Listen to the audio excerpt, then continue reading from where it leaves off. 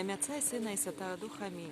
Со святым днем, братья и сестры. Меня зовут Правобожья Марина. Я из города Сумы, Украина. Очень хочется сказать несколько слов в знак благодарности нашему духовному отцу, сверхимандриту Аникию. Батюшка своими молитвами, можно сказать, возродил мою христианскую жизнь. Он привел меня к вере, рассказал, что такое истинная вера, покаяние, причастие, что такое бессмертная душа и как надо жить православному христианину. К батюшке я привезла своих детей более 10 лет назад.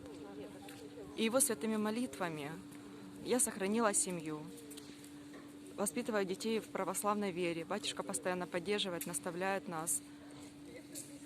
Батюшка помог исцелиться моей средней дочери Дарье от порока сердца.